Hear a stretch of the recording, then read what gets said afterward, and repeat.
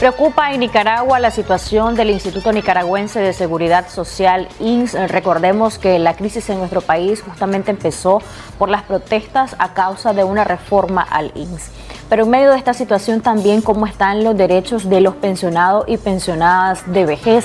¿Qué derechos se han perdido? ¿Qué derechos se han ganado? ¿Cómo está en general su situación? Y también la situación de tantos trabajadores que ahora están en el sector informal y que están, por ejemplo, pagando su facultativo, y aquellos que estamos en el sector formal y qué tanto se están respetando nuestros derechos. Por ejemplo, mucha gente se pregunta si la vacuna contra COVID-19 debería ser proporcionada por el Instituto Nicaragüense de Seguridad Social. Este y otros temas lo vamos a abordar con nuestros invitados, quienes ya nos hacen el honor de acompañarnos. Michael Marenco, economista, que nos acompaña esta mañana, y también el doctor Manuel Ruiz, después de bastante tiempo de no tenerlo por acá. Bienvenido. Él fue director general de pensiones, de prestaciones del INSS específicamente, y pues un experto en esta materia de los derechos de los pensionados, de los nicaragüenses, en fin, conoce mucho de esto del INSS. Bienvenidos, un placer que nos acompañen a Muchas gracias. Muchas gracias por la invitación. A nivel general quisiera iniciar con eso. ¿Cuál es la situación actual, a juicio de ustedes, científicamente hablando, del Instituto Nicaragüense de Seguridad Social en Nicaragua? Muchos proyectan un colapso incluso. ¿Esto es real? Muy buenos días, estimados televidentes. Que el Señor los guarde en esta espantosa pandemia, que los guarde y los proteja. Bien, el Seguro Social comenzó su dificultad allá en julio del 2013 con una serie de reformas, y cerró con la reforma también terrible de febrero del 2019 con el decreto 06, que redujo las cuantías de las pensiones entre un 60 y un 40%. Si nosotros realmente sumamos la crisis de abril del 2018 más las reformas que han ocurrido durante este periodo, indudablemente que tienen en una situación muy complicada a la seguridad social. Digamos, hasta el 2018 habían 755.000 asegurados. En el año anterior habían 913.000 asegurados. En ese año se fueron más o menos como 160.000 asegurados. En el 2018 se desafiliaron como 6.000 empleadores aproximadamente, y todo esto hace que se tensen las relaciones y los derechos de las personas pensionadas. Realmente hay 180.000 pensionados de vejez que se han visto afectados desde el 2019. Cada año se les afecta aproximadamente a unas 35.000 personas que se les redujo las cuantías de las pensiones. De manera que la situación financiera, jurídica y administrativa del Seguro Social es complicada, difícil, y mientras la economía esté enferma, pues el Seguro Social también estará muy enfermo. A menor cantidad de empleadores, a menor cantidad de trabajadores, hay menos ingresos, y los egresos siempre son mayores. Y finalizo. Desde el 2013 hasta el 2020 han habido déficits que comenzaron con 150 millones, ya hablamos de 5.000 millones, y para este año 2021 se espera que supere el déficit arriba de los 8.000 millones de córdobas. Todo esto pues realmente complica la situación de la seguridad social nicaragüense. Michael, bienvenido también, gracias por acompañarnos. Una situación compleja, la ha escrito acá el profesor, en cuanto a esto de la seguridad social. ¿Debería el Estado hacer algo? ¿Económicamente existe la posibilidad de salvar la situación del INSS? Sí, bueno, con el tema del INSS, ¿por dónde empezar, verdad? Porque ya el doctor describía bastante bien el escenario que tenemos nosotros actualmente. ¿Qué es lo que pasa con el INSS? A ver, pasando de lo particular a lo general, hablamos de un tema bastante extenso que va desde el tema de la gestión de la administración pública alrededor de esto, donde ha habido necesidad de realizar transferencias año con año para poder subsanar este tema del déficit que se ha venido arrastrando. Ya lo mencionaba el doctor, desde 2013 partimos con un déficit de alrededor de 160 millones de dólares, proyectamos en 2020 un déficit de 2.600 millones de dólares y se proyecta para 2021 uno que supera los 8.000 millones de dólares. Hablamos de un tema de administración, ¿por qué? Porque hablamos de que existe supernumerario. De 2012 a 2017, por ejemplo, pasamos de 1.400 personas trabajando en el LINS a 4.600. Tenemos un crecimiento de más del 300%. Además de eso, hablamos de que pasaron del 15% aproximadamente al 65% las personas que percibían alrededor de más de 20.000 córdobas. Hablamos de los trabajadores del LINS. Entonces tenemos un tema de gestión pública, tenemos un tema de que los recursos que está percibiendo el Instituto Nicaragüense de Seguridad Social, lejos de generar réditos, lejos de reinvertirse, lejos de ser superavitarios, están en déficit. Solo para mencionar a nivel general, el nivel de ingresos percibido por el Instituto Nicaragüense de Seguridad Social ha crecido de 2012 a 2018 o hasta la fecha en alrededor de 973%. Y la cantidad de egresos ha crecido 1.400%. Eso es increíble. Estamos hablando de que es un problema que supera el tema de la gestión pública. Para muestra un botón, este año surgió la necesidad de alimentar este déficit por la vía del tema del préstamo del Fondo Monetario Internacional. Pero bueno, respondiendo a la pregunta, ¿qué se puede hacer? También lo mencionaba el doctor. El Instituto Nicaragüense de Seguridad Social es un reflejo de la economía.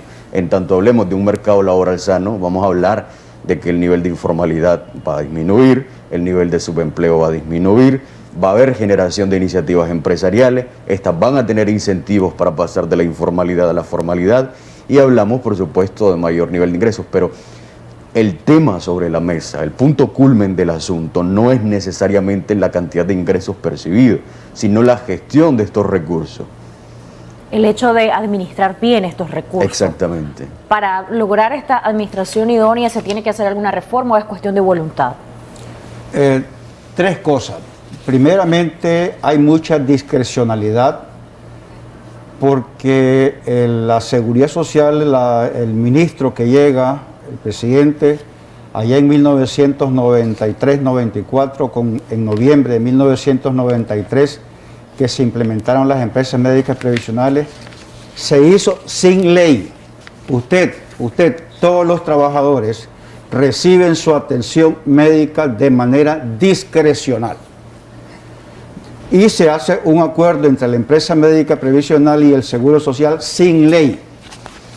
Por eso es que si usted deja de trabajar para una empresa, usted habiendo trabajado enero y febrero, 2 meses, se va a la calle en marzo, usted lleva conservado su derecho 14 semanas, 14, no 8 semanas.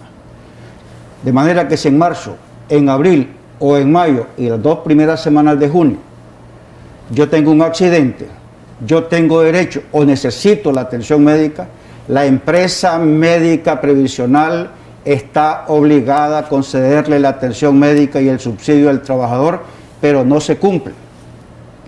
¿Por qué no se cumple? Porque no hay una instancia que obligue a estas empresas médicas previsionales realmente a cumplir con lo que dice el artículo 93 y 94 de la ley.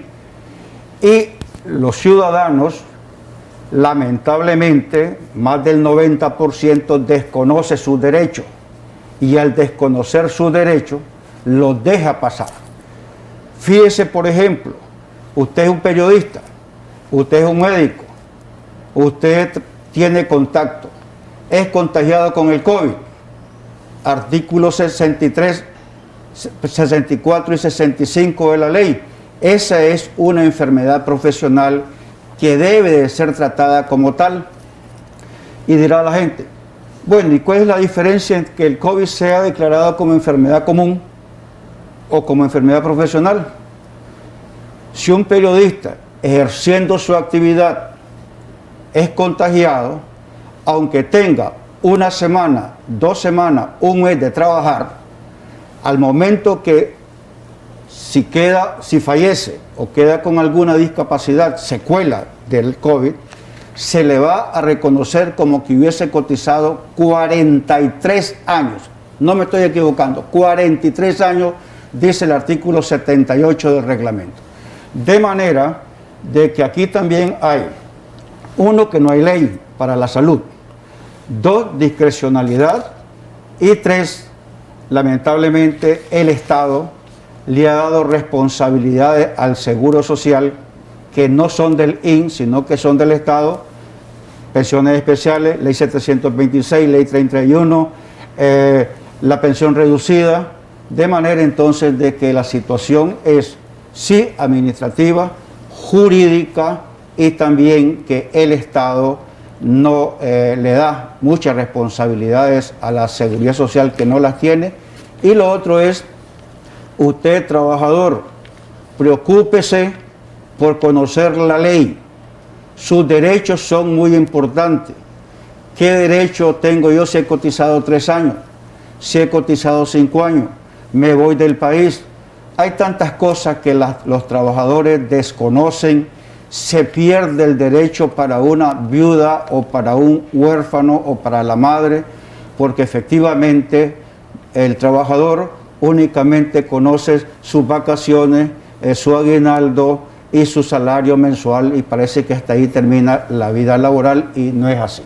Hablando de COVID-19, lo decía al introducir el tema de hoy, el segmento con ustedes, muchos se preguntan, por ejemplo, aquellos que están asegurados, que van a su clínica médica previsional, o incluso los pensionados, que son en su mayoría quienes tienen mayor riesgo a complicaciones por COVID. ¿Debería el INS proporcionar de la vacuna una vez llegue a nuestro país? Ayer el presidente justamente se refería brevemente al tema y decía que va a tardar más de lo previsto. Indudablemente.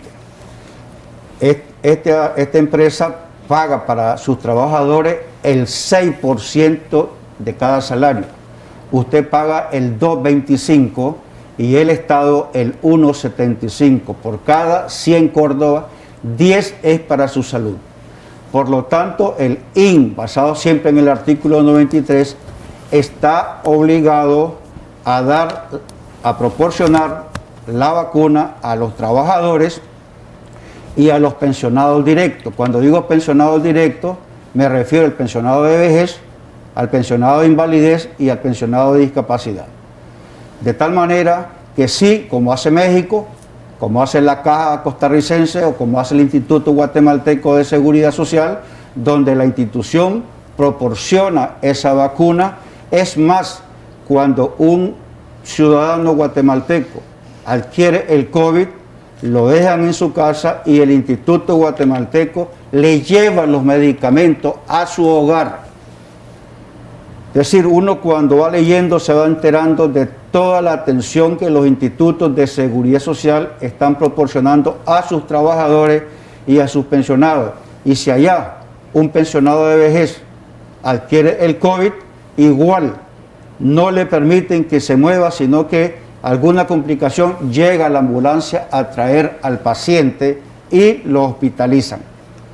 De manera pues que el Seguro Social, según la Ley de Seguridad Social, está obligado a proporcionar la vacuna a los afiliados activos y a los pensionados directos. ¿A los pensionados por vejez que tienen la pensión reducida también les cubre este beneficio? Es que el IN tiene, acá? El IN tiene antes eran 17 tipos de pensión.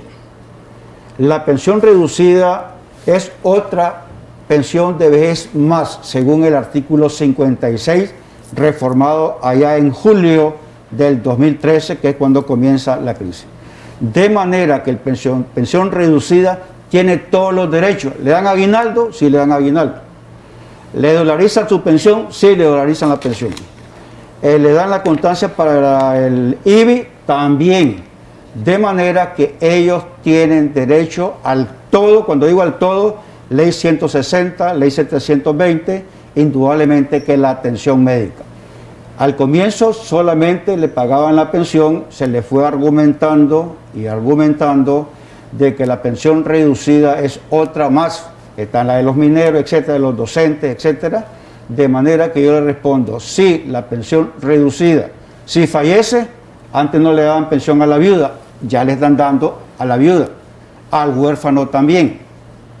de manera que solamente queda un derecho pendiente en la pensión reducida, que es la atención médica. El resto se lo están otorgando.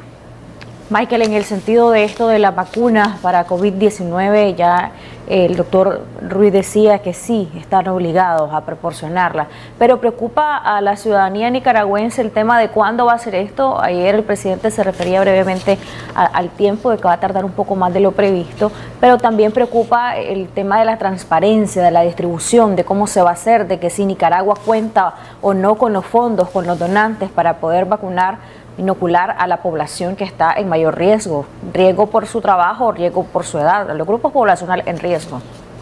Sí, interesantísima la pregunta, porque surge una nueva pregunta: ¿cuáles serían entonces los criterios para distribuir la vacuna? ¿Bajo qué criterios se utilizaría?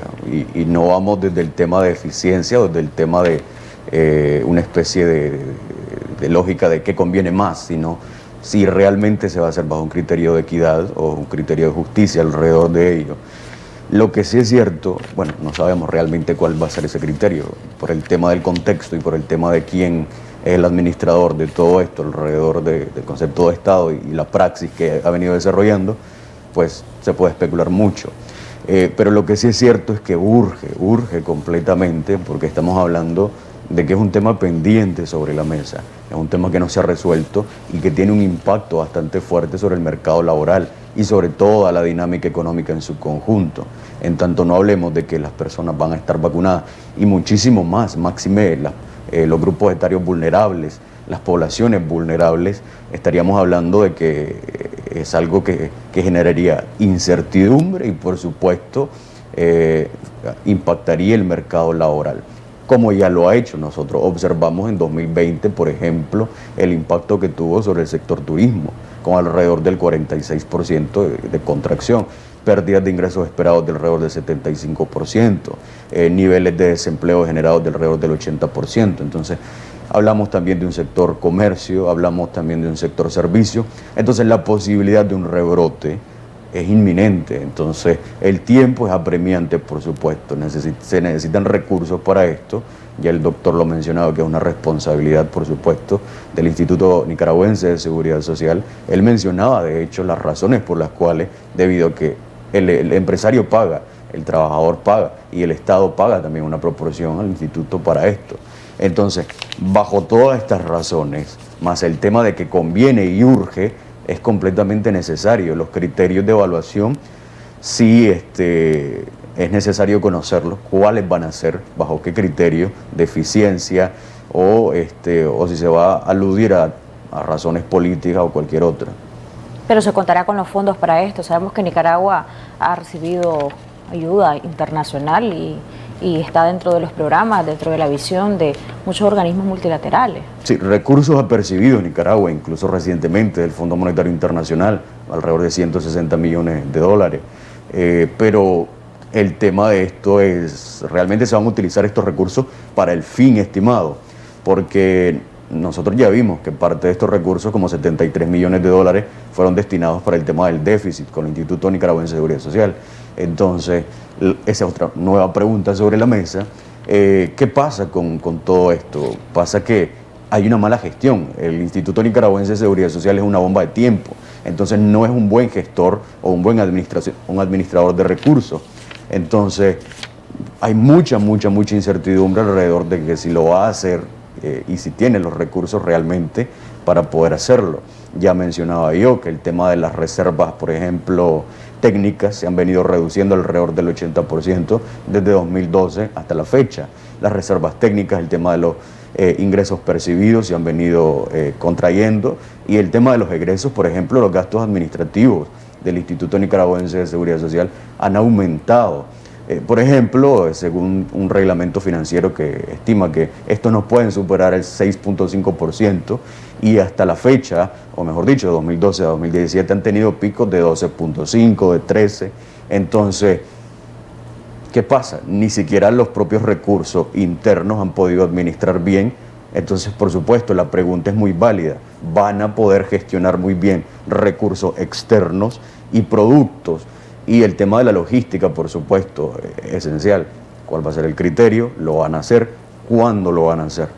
Así es. En el tema de las pensiones, por ejemplo, un nicaragüense que está pensionado por vejez o que por una discapacidad recibe lo que realmente necesita en efectivo, en atención médica. Hemos escuchado una y otra vez algunas quejas sobre la atención médica, sobre todo, por ejemplo, me gustaría que se refiriera a eso, cómo están los derechos de los pensionados por distintas causas, por distintas situaciones. Bien, recordemos que las pensiones son hijas de los salarios. Si un salario es paupérrimo, indudablemente que las pensiones son también muy bajas. Pero si sumamos a esto la reforma, para que tengan una idea, para que tomen nota que les voy a decir, un trabajador que gane menos de 20.000 córdobas puede llegar a 25.000. Ahora 25.000 para la reforma es un salario mínimo. Para que usted, trabajador de la zona franca, un maestro, ¿cuánto es tu salario? 12.000. Para que usted llegue al 70% de 12.000, necesita cotizar 53 años. Imagínense qué ser humano en Nicaragua va a cotizar 53 años. Por estos 3 años le dan 20%. Y por cada año un 1%. 50 años por 1, 50. Y por 3, 20, 70%.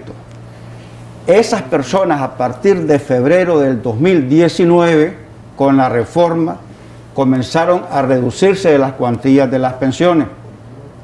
De manera que si me pregunta, ¿la gente se queja? Claro, ahora la gente se está quejando con mayor fuerza a partir de febrero, porque la reforma indudablemente, una docente de San Rafael, no digo su nombre, 35 años cotizó, 35 años cotizado. Caminaba 5 kilómetros de su casa al colegio y viceversa. Llega a pensionarse a los 57 años, podía hacerlo a los 55. Le dan 6.202 córdobas, el salario mínimo general de la administración pública. Antes de la reforma su pensión iba a ser aproximadamente de 9.500 córdobas. De manera de que los jubilados, los pensionados de invalidez, a los pensionados de invalidez, por una decisión arbitraria del Seguro Social de 1993, se les suspendió la atención médica hasta el día de hoy.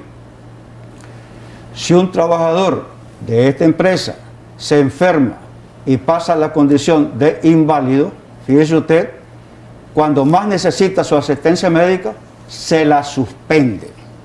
Hay 180.000 pensionados de vejez, de los cuales 60.000 son pensión reducida, que también tienen sus quejas porque los medicamentos pues no son ni oportunos ni de calidad.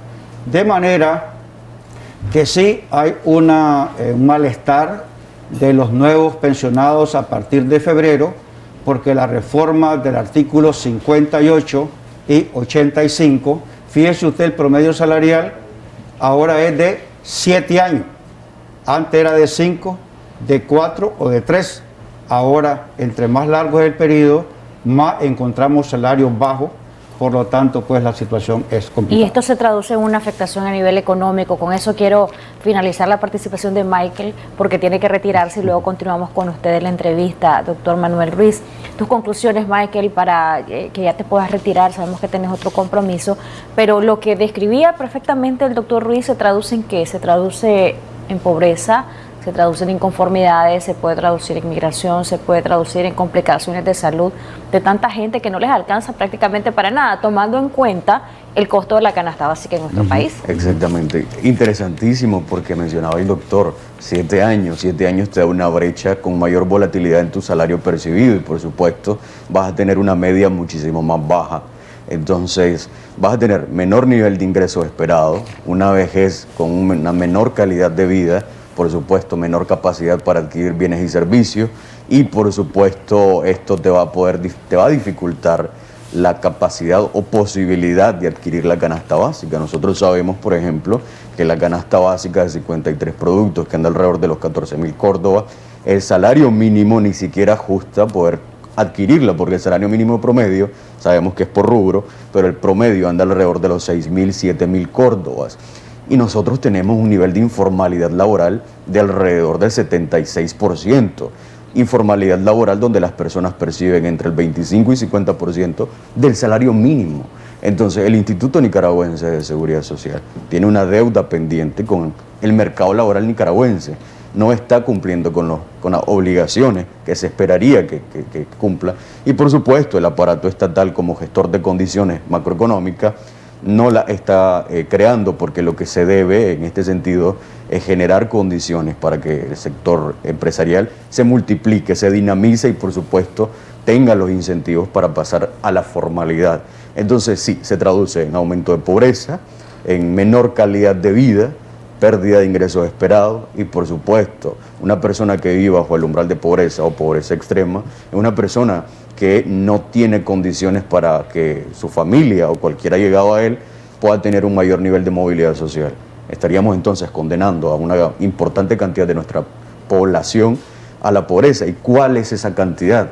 Según estadísticas oficiales, la cantidad de afiliados como porcentaje de la población económicamente activa anda alrededor del 21%, 20-21%. Estamos hablando de 690.000 personas. Entonces estamos hablando de que el INS cubre aproximadamente el 21% de la población económicamente activa, pero ¿qué pasa con el resto? ¿Qué pasa con esta inmensa cantidad de personas que viven en informalidad? Incluso, ¿qué pasa con las personas que no va a cubrir el Instituto Nicaragüense de Seguridad Social? ¿Qué pasa con toda esta población vulnerable, que es músculo y dínamo de la economía, por supuesto? Teniendo un sector informal tan grande, no es un sector que se debe desestimar y por supuesto hacer a un lado o menospreciar. Es una parte importante de la población. También el tema de la informalidad laboral está bastante acompañado del nivel de subempleo, un nivel de subempleo de 46%, personas que trabajan menos de 7 horas al día, personas que perciben ingresos bajísimos, por supuesto. Entonces, todo esto, el tema que ya mencionaba el doctor, que lo ha contrastado bastante bien, eclipsa el tema de la dinámica económica y la posibilidad de obtener o llegar a un horizonte temprano de posibilidades de recuperación. Gracias, Michael, por habernos acompañado. Un placer. Al regresar de la pausa comercial, seguimos conversando de este tema con el doctor Manuel Ruiz. Vamos también a darle prioridad a su participación. Puede enviarnos sus audios, sus preguntas al 8512-2828 y también sus comentarios. Pero al regresar del corte, ¿qué tan probable es que un nicaragüense que está en el sector informal pueda tener un seguro facultativo? ¿Esto se puede alcanzar realmente con la economía que tiene un NICA en el sector informal? ¿Cuánto cuesta afiliarse al INS de manera individual? Regresamos con esto y más después del corte. Ya regresamos con Acción 10 en la mañana.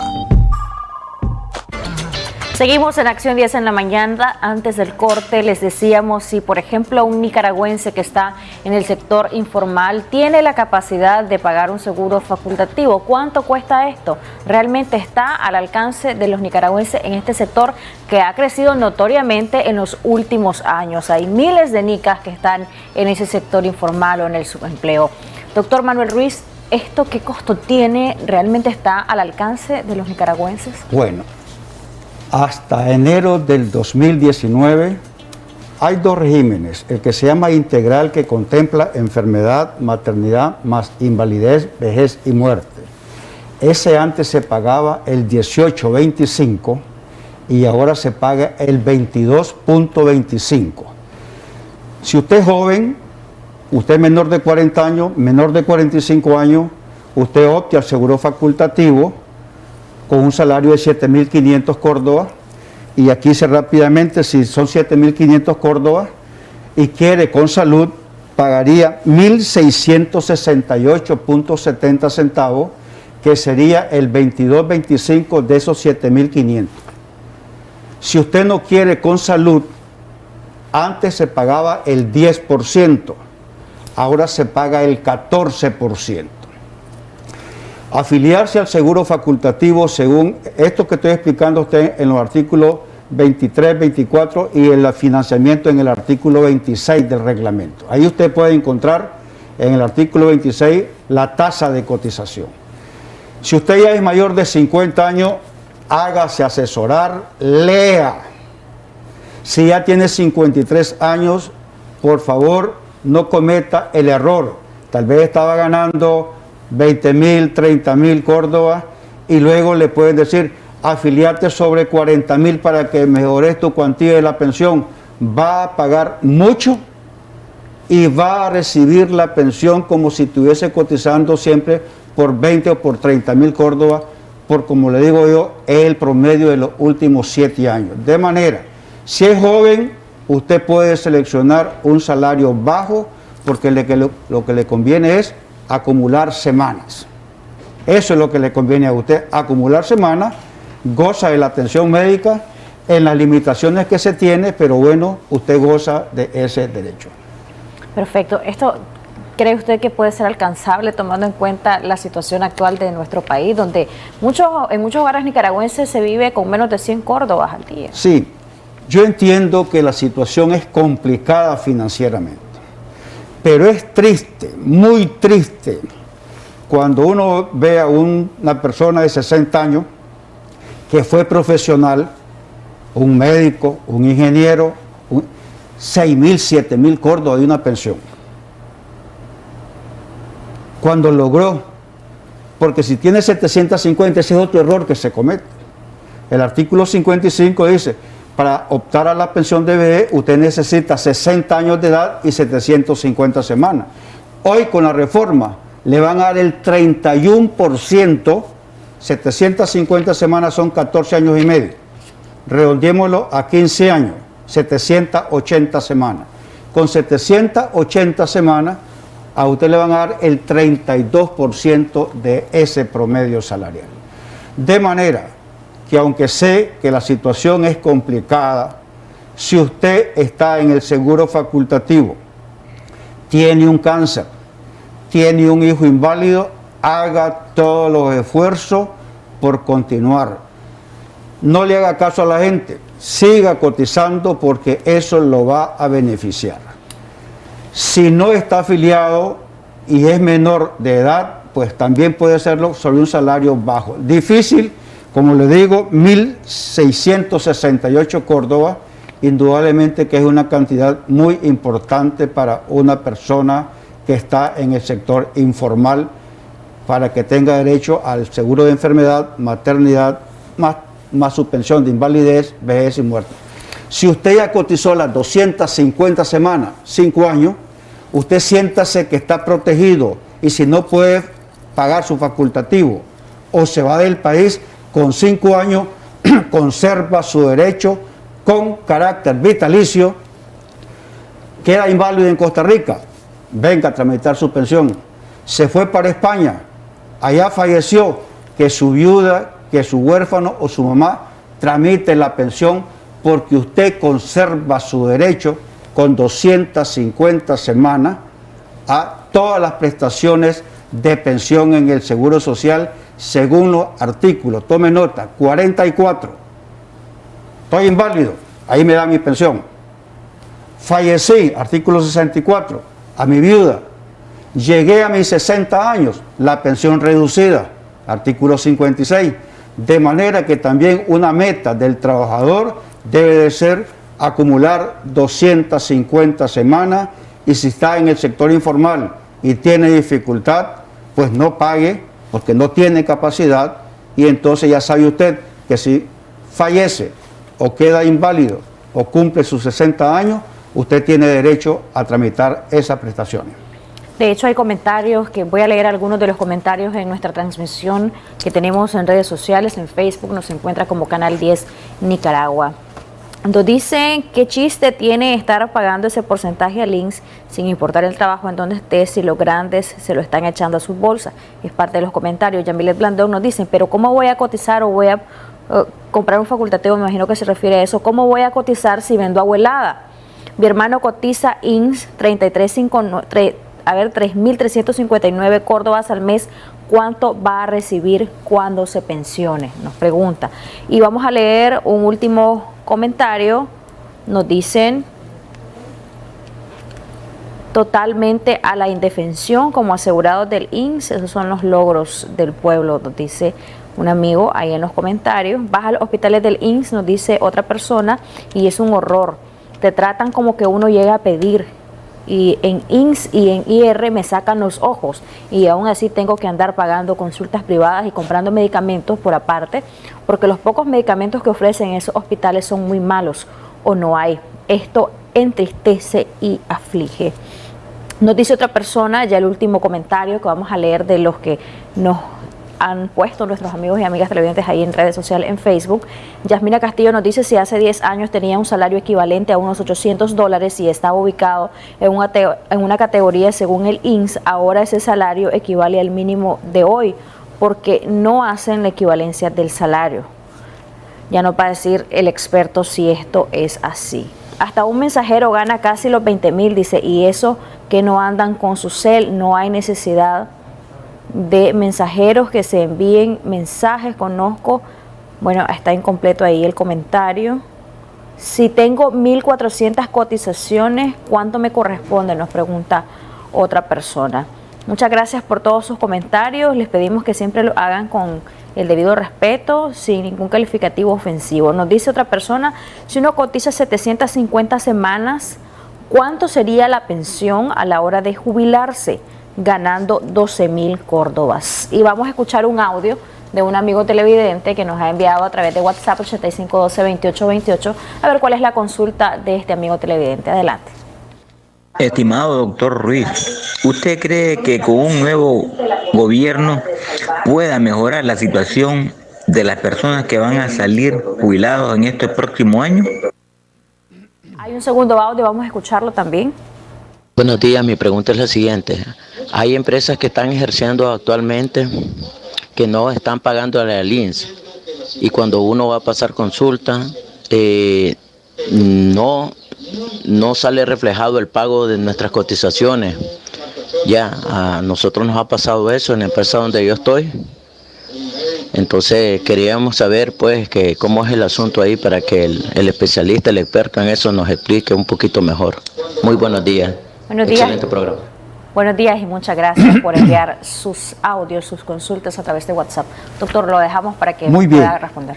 Vamos a comenzar del último hacia atrás. Empleador que evade el seguro social puede ser multado por el multado, y también el Código Penal dice delitos de la seguridad social, artículos 313 y 314 del Código Penal.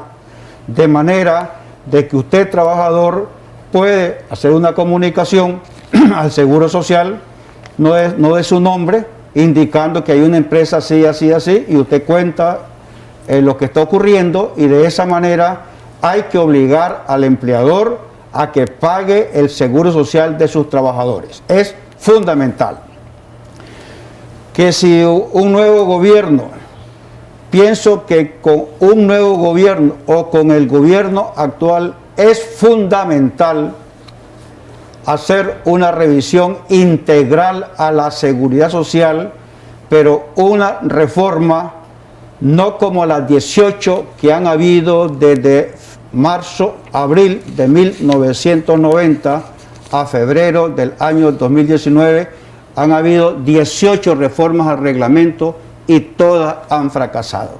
Necesitamos una reforma integral con la participación de los 6 o 7 protagonistas para que efectivamente el Seguro Social vuelva a arrancar, porque Nicaragua lo necesita el Seguro Social, es muy importante para la clase trabajadora. Tiene 750 semanas. 750 semanas equivalen a 14 años y medio. Voy a redondearlo a 15 años. Le van a dar el 32% del promedio salarial de los últimos 7 años. Si su salario promedio fue 10,000 córdobas, aplíquele el 32%.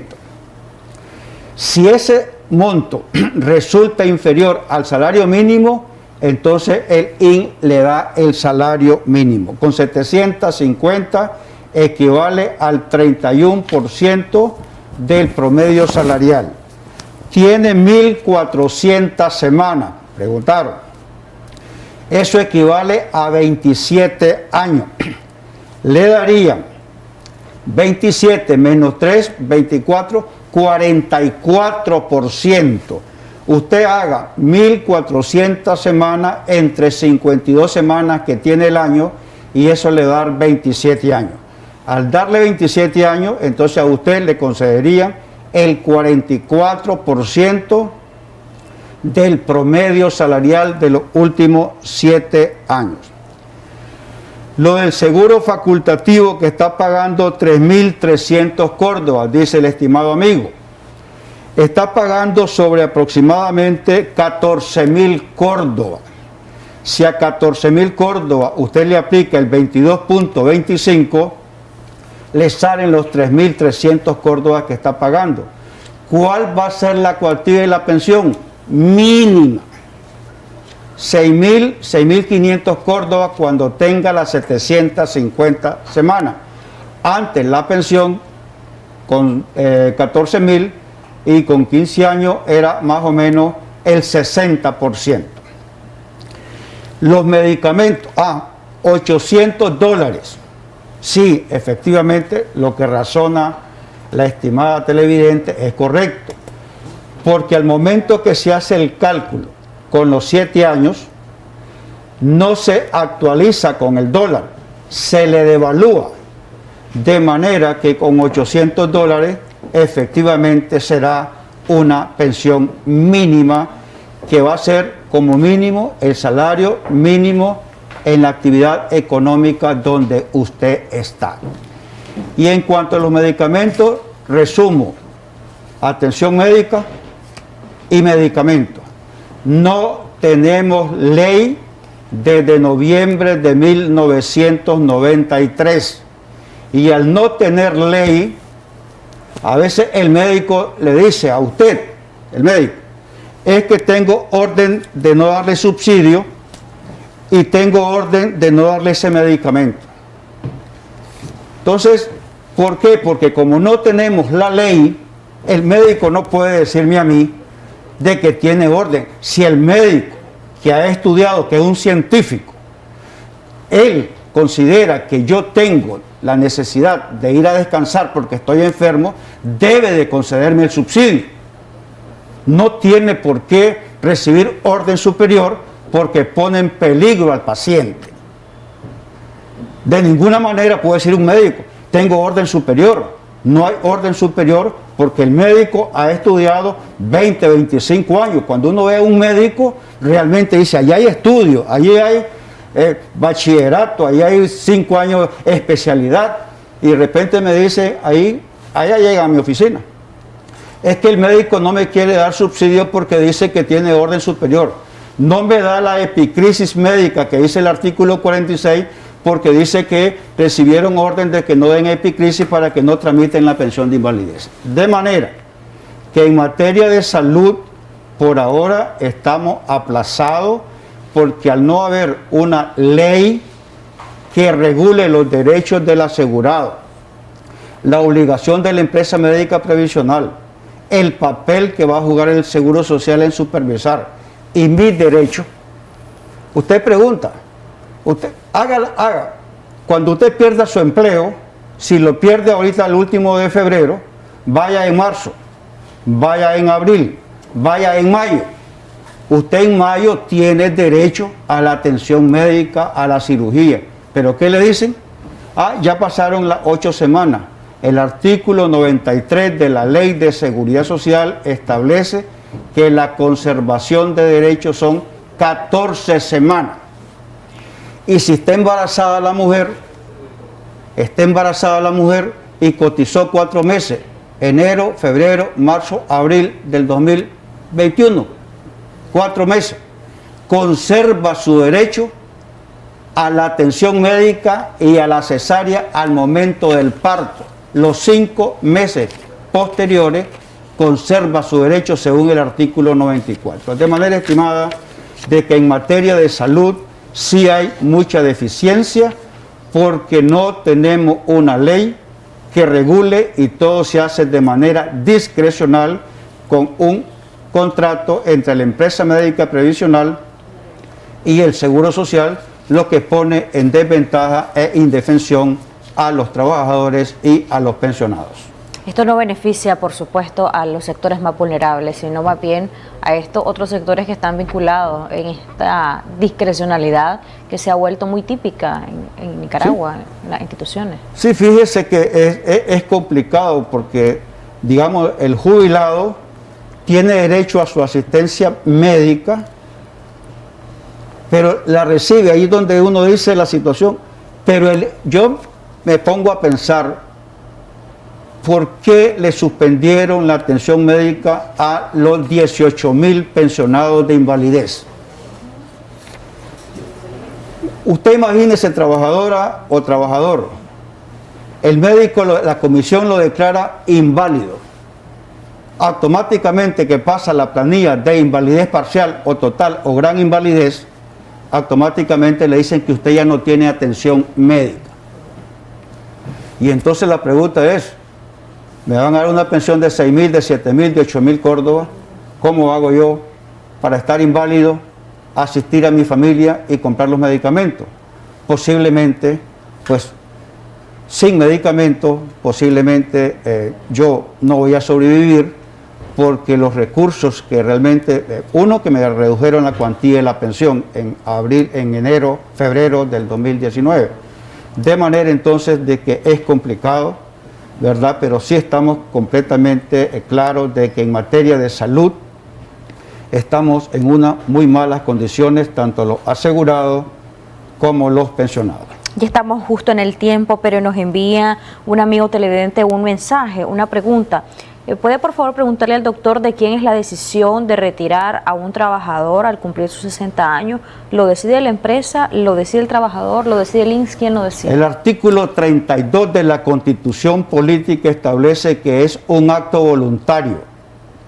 Cuando una persona cumple sus 60 años y sus 750 semanas, el empleador no tiene pero el empleador puede decirle, mire, ya cumplió sus 60 años, y retirarlo, basado en el Código del Trabajo. Pero no es porque el Código del Trabajo o la ley del Seguro Social establezca de que a los 60 años está obligado el trabajador, ni el trabajador está obligado a solicitar su pensión de vejez, porque es un acto voluntario. Existen instituciones públicas que yo conozco perfectamente, el Ministerio de Salud, a médicos han llegado a mi oficina y ahí estaba trabajando y me llegó un documento que dice que yo ya estoy pensionado. Es decir, de oficio entre el IN y el Ministerio de Salud se hizo el trámite sin conocimiento del médico o del trabajador de salud. ¿Y qué ocurre? Que el trabajador de salud tiene un núcleo familiar y al hacerse de oficio no se incorpora en ese acto a su esposa o algún hijo inválido de cualquier edad, o a la madre o a la abuela que dependen económicamente, de manera que tienen que hacer esos trámites a posteriori y no en el momento que se tramita la pensión, porque se hacen de oficio. De manera que le respondo, no hay ninguna ley, pero está la Constitución Política en su artículo 32, que nadie me puede obligar a hacer lo que la ley no me obliga a hacer. De manera de que es un acto voluntario, pero que también es cierto que el empleador tiene fuerza para decirle, ya es hora, aquí está su carta de cesantía, vaya a tramitar su pensión de vejez, y le cancela su contrato laboral y el trabajador tiene que ir necesariamente a tramitar su pensión. Yo he escuchado de casos donde dicen, no, es que ya tiene 61 años y